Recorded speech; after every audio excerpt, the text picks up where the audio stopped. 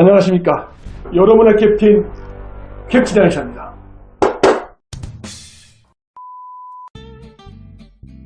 안녕하십니까. 캡틴 아이샤입니다. 그런 말이 있죠. 남자는 머리빨, 여자는 화장빨, 일할 때는 장비빨. 드디어 장비를 샀습니다. 좀 더 명확하게 의사를 전달하기 위해서 장비를 샀고요. 또 하나 더 캡틴 방패도 샀습니다. 자, 좀 더 업그레이드된 캡틴 아이사 여러분, 조금 더 계속 업그레이드 하겠습니다. 지난 시간에는 상도 많이 받았고, 그리고 전세적으로 인기도 많이 받았던 오징어 게임의 최고령 캐릭터 오일남에 대해서 클래시칼 호메오패시 방식에 의해서 체질, 성적, 성격을 분석해 봤는데요. 어때? 좀 재미있었습니까? 오늘은 좀 더 재밌는 캐릭터를 찾아서 한번 분석해 보도록 하겠습니다. 그 영화에서 그 주인공에는 주로 대사 중에 그래, 너는 다 계획이 있구나. 어떻게 눈치를 채셨습니까? 근데 꼭 이런 얘기를 하면 헷갈리는 분들이 있더라고요. 누구나 다 계획은 있다. 나한테 한 대 쳐맞기 전까지는. 이거랑 헷갈리는 분들도 있는데, 뒤에 했던 거는 마이크 타이슨의 명언이고, 제가 좀 전에 말했던 누구나 너는 다 계획이 있구나. 이건 바로 오스카상을 받은 기생충의 주인공 기택의 대사입니다. 그래서 오늘은 기생충에 나오는 기택 가족들에 대해서 클래시칼 호메오패시 방식에 의해서 성질, 성병, 체질을 한번 분석해 보도록 하겠습니다. 자, 그러면 그 기생충에 나온 기택의 캐릭터에 대해서 한번 분석을 해보도록 하겠습니다.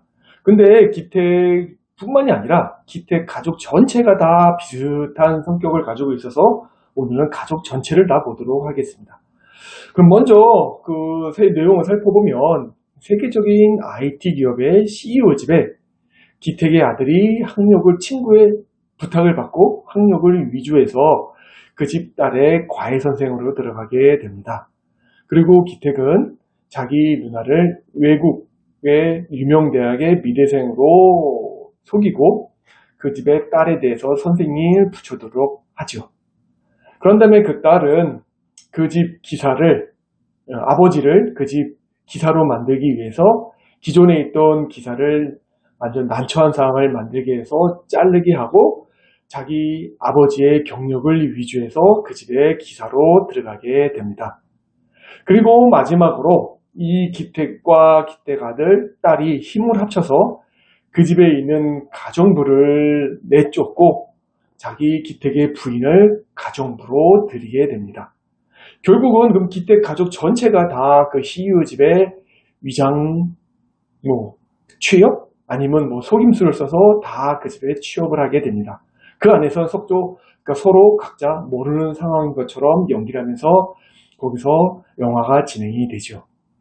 자, 이게 가장 큰 영화에서 보면 기택의 가장 큰 캐릭터를 나타낸다고 볼 수 있는데, 과연 요때까지 설명한 걸 봤을 때 여러분들은 과연 기택의 가족은 클래시칼 동종요법 차원에서 식물계, 동물계, 광물계 중 과연 어디에 속할까요?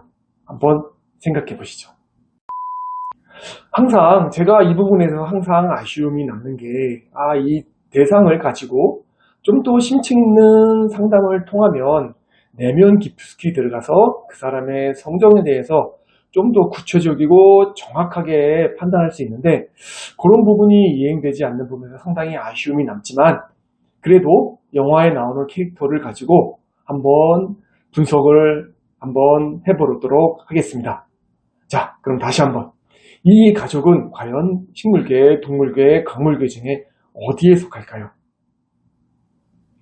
이 캡틴이 봤을 때는 이 가족은 바로 동물계에 속하고요. 동물계 중에 포유류에 속하고요. 포유류 중에 개과에 속하고 개과 중에서도 캐니스 라테란스, 즉 코요테에 속한다고 합니다.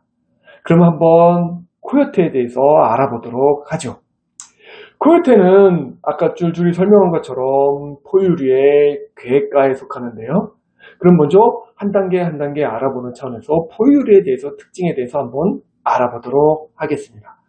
포유류의 특징은 첫 번째로 같이 뭉쳐야 공동체를 이루어야 된다는 게 특징이 있고요. 두 번째로 같이 모여 있어야 된다는 특징이 있습니다. 왜냐하면 자기가 사냥을 할 때도 뿐만 아니라 자기가 사냥을 당할 때도 뭉쳐 있어야 사냥하기가 편하고 또 뭉쳐 있어야 사냥당할 때 그 포식자로부터 피할 수가 있기 때문에 뭉쳐 있어야 된다는 그런 개념이 있고요. 그리고 세 번째로는 모성애가 가장 강하다는 특징이 있고요. 그래서 모성애, 젖을 주기 때문에, 포유류이기 때문에 젖을 주기 때문에 모성애가 강하고, 그래서 파충류, 조류, 뭐 각각 유형들이랑 가장 구별되는 점이 되고요. 그리고 네 번째로는 갈등이, 자기만의 내면적 갈등이 있다는 겁니다.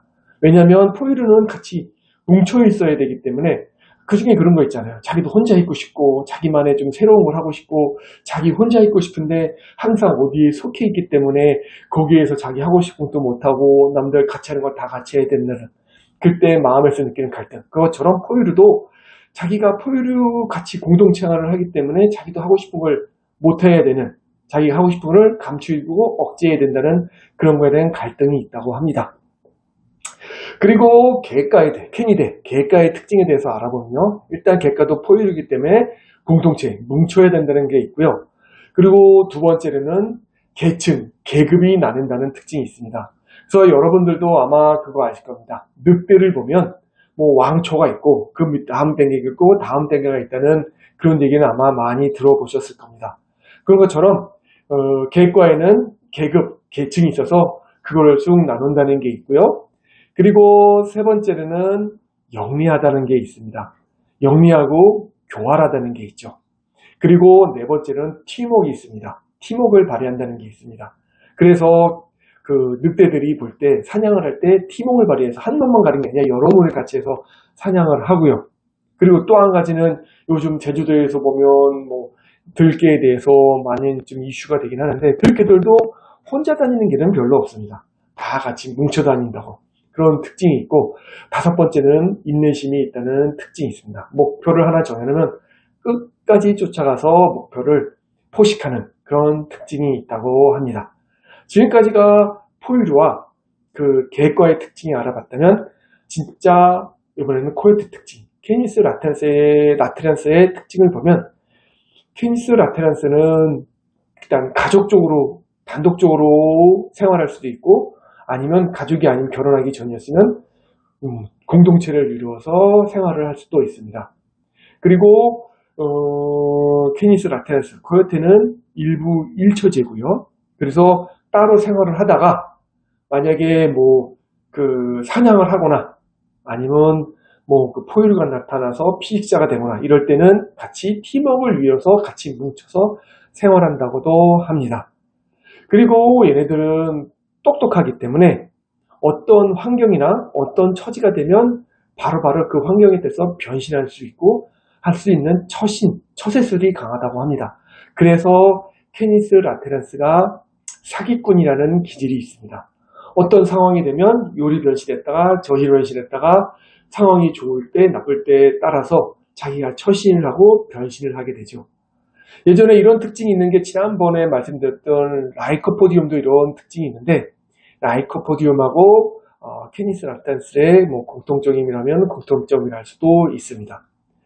그래서 케니스 라테란스가 사기꾼이라는 특징이 있습니다. 자, 여태까지 뭐 포유류 아니면 캐니대, 객과 아니면 케니스 라테란스, 코요테에 대해서 알아봤는데요. 아까 좀 전에 설명했던 기택의 가족, 뭐 가족끼리 뭉쳐서 활동을 하고 또 거기에 맞춰서 처세를 하고 좀 사기를 치고 이런 부분이 아마 케니스 라테란스와 일치하지 않나 생각이 듭니다. 여러분 어떠신가요? 여러분들 생각할 때도 비슷하다고 생각이 되십니까? 자, 지금까지 분석한 거 어떻게 재미있으셨습니까? 만족하십니까? 그래서 오늘은 여기까지 하고요. 다음 시간에는 좀 더 재밌는 캐릭터, 좀 더 재밌는 소재를 가지고 여러분들을 찾아뵙도록 하겠습니다. 예, 알겠습니다. 네. 한마디 하세요. 미리 알려주세요, 원장님. 그래야 저도 좀 push-up 좀 할 줄. 노래 한 번 부르고 하시는데. 너랑 풀 메이크업 한번 하고 오시죠. 네, 풀 메이크업 하고 싶어요. 예, 알겠습니다. 기대하겠습니다.